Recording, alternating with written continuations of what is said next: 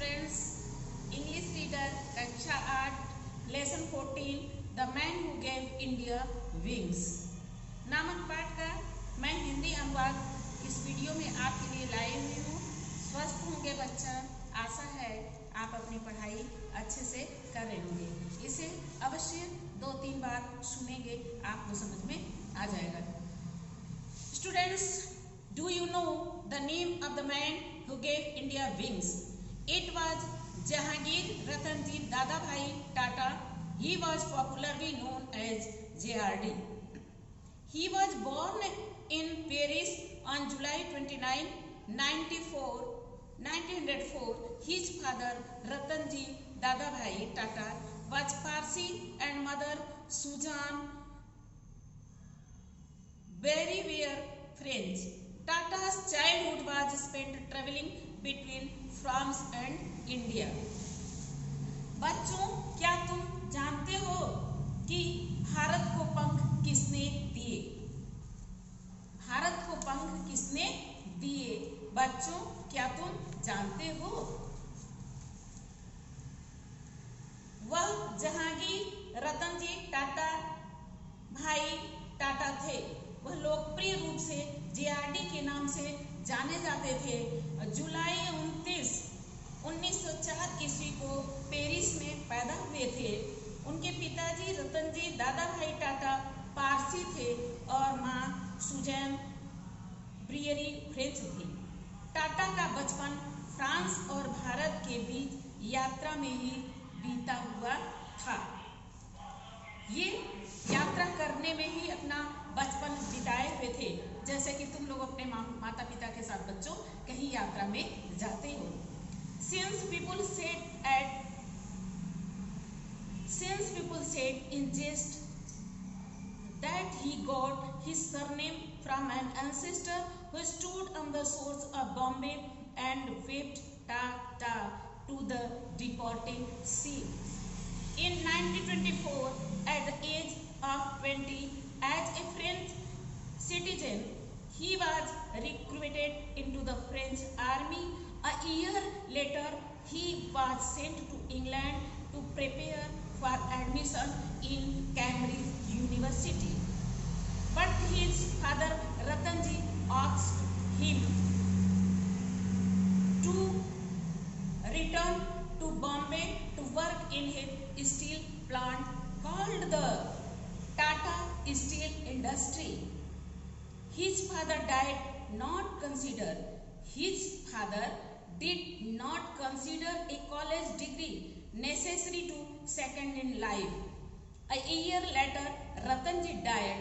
His eldest son and heir Jahangir inherited the directorship of the Tata Sons and Board.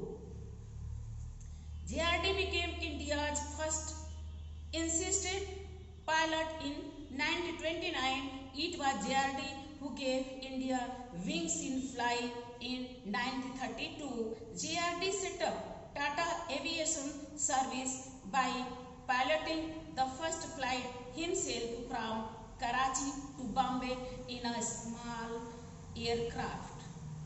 JRD at the age of 34 was elected the chairman of Tata and Sons in 1938, making him the youngest head of the largest industrial group in India in 1948. Air India was launched jointly by JRD and the Indian government in 1953. JRD was made the chairperson of Air India. For the next 25 years, he worked tirelessly to make Air India successful. JRD excelled not only as an aviator but also as a philanthropist, educationist, sportsman, poet, and sculptor. He received the highest civilian award, the Bharat Ratna, in 1992 from the Indian government.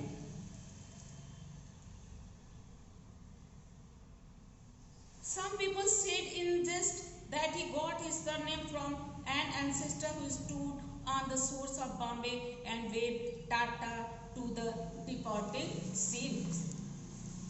बच्चों, मैं अब इसकी आपको हिंदी अनुवाद बता रही हूँ कि कुछ लोग मजाक में कहते थे, कुछ लोग क्या करते थे, मजाक में कहते थे कि उनका उपनाम उन्हें उनके एक पूर्वज से मिला था जो मुंबई में समुद्र के किनारे खड़े होते थे और वहां से जाने वाले जहाजों को टाटा विदाई के समय जो अभिवादन होता है उसे कहते थे और हाथ हिलाया करते थे ऐसे टाटा। इसी तरह उनका नाम टाटा रखा गया है बच्चों। 1924 ईस्वी में 20 वर्ष की आयु में फ्रांस के एक नागरिक के रूप में उनकी भर्ती फ्रांसीसी सेना में हो गई। एक वर्ष बाद कैम्ब्रिज विश्वविद्यालय में प्रवेश की तैयारी करने के लिए उन्हें इंग्लैंड भेजा गया, परंतु उनके पिता रतन जी टाटा ने बम्बई के इस्पात कारखानों में काम करने के लिए उन्हें वापस भारत बुला लिया, जिसे टाटा स्टील उद्योग कहा जाता था। उनके पिताजी जीवन में सफलता के लिए कॉलेज डिग्री को आवश्यक नहीं मानते थे। एक वर्ष बाद रतन जी का देहांत हो गया। उनके ज्येष्ठ पुत्र और उत्तराधिकारी जहांगीर को टाटा सन्स एवं बोर्ड के निदेशक का पद उत्तराधिकारी के रूप में प्राप्त हुआ।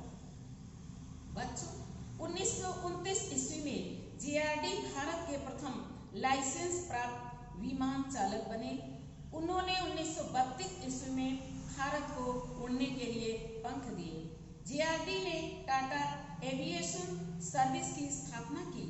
आपने स्वयं कराची से मुंबई जाने के लिए पहली उड़ान एक छोटे वायुयान के नायक पायलट बनकर भरी। जेआरडी 34 वर्ष की आयु में सन 1938 ईस्वी में टाटा एंड सन्स भारत के सबसे बड़े औद्योगिक समूह के सबसे कम उम्र के अध्यक्ष बनाए गए। सन 1948 ईस्वी में भारतीय वायुसेना में एयर इंडिया को जेआरडी और भारत सरकार ने मिलकर शुरू किया। सन 1953 ईस्वी में जेआरडी को भारतीय वायुसेना एयर इंडिया का चेयरपर्सन अध्यक्ष बनाया गया। भारतीय वायु सेवा को सफल बनाने के लिए उन्होंने अगले 25 वर्ष तक बिना रुके अनवरत कार्य किए।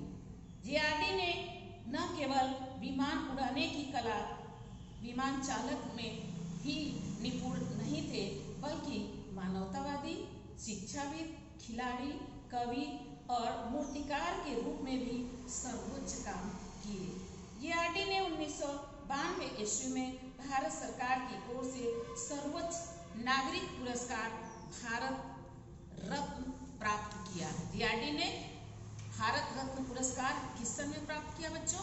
1992 ईस्वी में। 1992 ईस्वी में उन्हें भारत सरकार ने भारत रत्न दिया। जेआरडी's last major public statement was an appeal to Indians to maintain peace. He breathed his last on November 29, 1993. Do you know J.R.D. Tata was not only the director of the Tata company but also a great human being. He made sure that 75% of the company's profit was spent on looking after the workers and those in need. When you work as if everything depends on you. When you pray as if everything depends on God. J.R.D. Tata. तो बच्चों, J.R.D. Tata के बारे में हमने ये आपको बताया कि J.R.D. साहब को भारत रत्न पुरस्कार जो है वह मिला। कब मिला? 1992 ईस्वी में वे भारत सरकार के द्वारा भारत रत्न प्राप्त किए। ये सबसे ऊंचा पुरस्कार होता है भारत सरकार का, जो J.R.D. साहब को दिया गया। बच्चों, आप ये सम्मान जानते होंगे कि कितना ऊंचा होता है।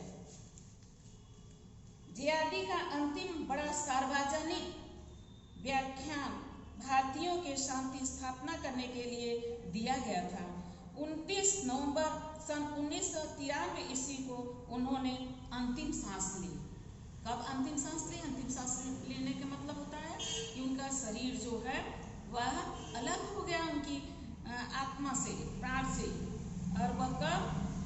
29 नवंबर 1993 ईस्वी को। तो बच्चों, क्या तुम जानते हो कि जेआरडी केवल टाटा कंपनी के निर्देशक ही नहीं थे, बल्कि एक महान मानवतावादी प्राणी भी थे। मानवतावादी माने मानव के जो गुण होते हैं वे उनके अंदर होते थे।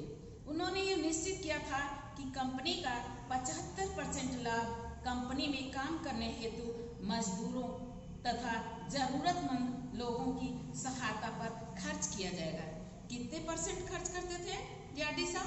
75% जो कंपनी का लाभ होता था वे अपने कर्मचारियों पर ये खर्च करते थे। वे हमेशा कहा करते थे कि जब तुम काम करते हो तो ऐसे काम करो कि जैसे सब कुछ तुम्हारे ऊपर निर्भर है। जब तुम प्रार्थना करते हो तो ऐसे प्रार्थना करो कि सब कुछ ईश्वर पर निर्भर है। इस तरह से जेआरडी के ये पाठ आपको मैंने बताए। Thank you.